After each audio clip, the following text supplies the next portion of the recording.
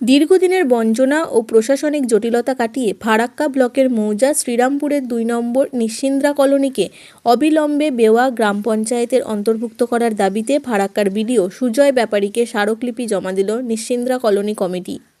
মঙ্গলবার প্রায় কয়েক হাজার পরিবারের পক্ষে এই প্রতিনিধি দল ফারাক্কার বিডিও অফিসে স্মারকলিপি প্রদান করেন।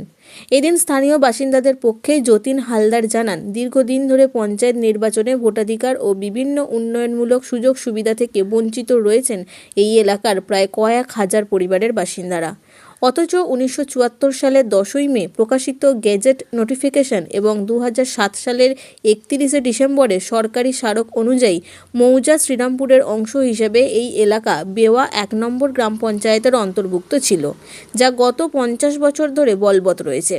তা সত্ত্বেও স্থানীয় বাসিন্দারা পঞ্চায়েত মৌলিক সুবিধা থেকে বঞ্চিত হচ্ছেন বলে অভিযোগ। বাসিন্দাদের মূল দাবিগুলির মধ্যে রয়েছে অবিলম্বে 2 নম্বর নিশ্চিন্দ্রা কলোনিকে বেওয়া 2 নম্বর গ্রাম পঞ্চায়েতের অন্তর্ভুক্ত করা, 100 দিনের কাজ, আবাস যোজনা, বার্ধক্য ও বিধবা ভাতা, পানীয় জল, পাকা রাস্তা এবং জল নিষ্কাশন ব্যবস্থা সহ পঞ্চায়েতি সমস্ত মৌলিক সুবিধা প্রদান। এদিনের বিডিওর পক্ষ থেকে সমস্ত বিষয়টি গুরুত্ব দিয়ে খতিয়ে দেখার এবং ঊর্ধ্বতন কর্তৃপক্ষের সঙ্গে আলোচনা করে প্রয়োজনীয় পদক্ষেপ নেওয়ার আশ্বাস দেওয়া হয়েছে। তবে দ্রুত সমস্যার সমাধান না হলে আগামী দিনে আরও বৃহত্তর আন্দোলন গড়ে তোলা হবে বলেই হুঁশিয়ারি দিয়েছেন আন্দোলনকারীরা। উপযুক্ত যে পুনর্বাসন বা এই সমস্ত কিছু দিলে 6 সপ্তাহের মধ্যে একটা রিপোর্ট পাঠাবো, সেটাও স্যার আমরা ঠিক করতে পারি। স্যার আপনার নলেজে দিয়ে এলাকার সঙ্গে কাছে স্যার আমরা বহুবার গেছিলাম, ওনাকে দিয়ে ডেপুটেশন দেওয়ার পরে উনি বলেছিলেন যে আমি রিপোর্ট করে নবান্নে পাঠিয়ে দিয়েছি।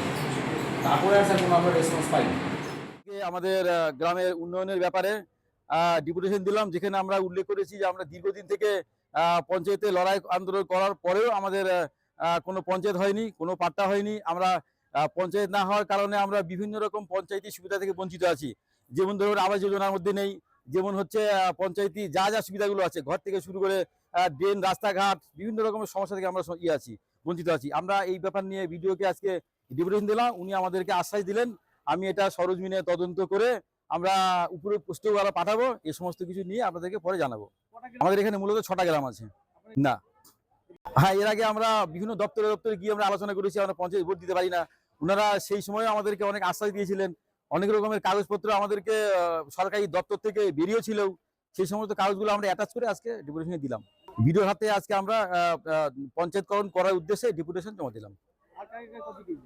আমরা কপি দেবো এর পরবর্তীতে এসডিওকে, ডিএমকে, পঞ্চায়েত মন্ত্রী দিলীপ ঘোষ মহাশয়কে, তারপরে আমাদের মাননীয় মুখ্যমন্ত্রী মহাশয়কে দেবো আমরা।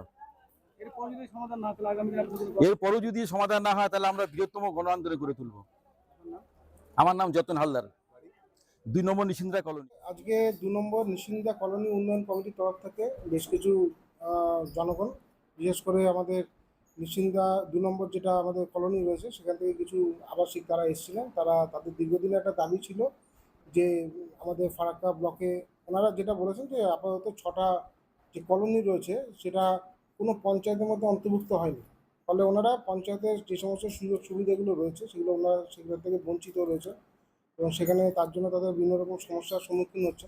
সেটা নিয়ে তারা একটা ডেপুটেশন দিলেন এবং এই বিষয়টা দীর্ঘদিন ধরেই চলছে।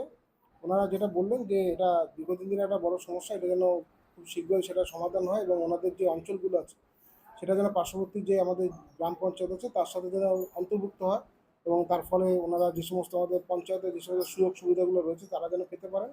এই বিষয় নিয়ে মূলত ওনারা একটা আমার কাছে আজকে ডেপুটেশন একটা দিয়েছে। দেখুন, এই বিষয়টা এটা খুবই একটা জটিল এবং একটা প্রশাসনিক একটা কাজের মধ্যে পড়ে। এটা খুব সহজ বিষয় নয়। তো এটা নিশ্চয়ই কিছুটা এগিয়ে ছিল। কোনো একটা স্টেজে হয়তো আমাদের এই বিষয়টা হয়তো আটকে রয়েছে। তো এই বিষয়টা আমি যেহেতু নতুন এসেছি আমি এটা দেখছি এবং আমি একটু ভালো করে এটা তদন্ত করে দেখি যে কী বিষয় আছে এবং কোন অঞ্চলে বা কোথায় পড়ে আছে এটা। সেই অনুযায়ী প্রয়োজনীয় যা ব্যবস্থা আছে সেটা আমি পরবর্তী আমার অথরিটিকে জানাবো, আমি নিশ্চিত করব। না, এই মুহূর্তে আমি এটা দেখে নিচ্ছি। আমি একটু দেখি যে কী বিষয়টা রয়েছে এবং ওরা কোথায় থাকছেন, কী অবস্থা রয়েছে, কতটুকু কী কাজ ওনাদের জন্য করা যেতে পারে। এটা আমি আমার যারা আধিকারিকরা রয়েছেন তাদের সাথে একটু কথা বলে আমি দেখে নিয়ে প্রয়োজনীয় যা ব্যবস্থা নেওয়া আমি ভবিষ্যতে নিশ্চয়ই নেব।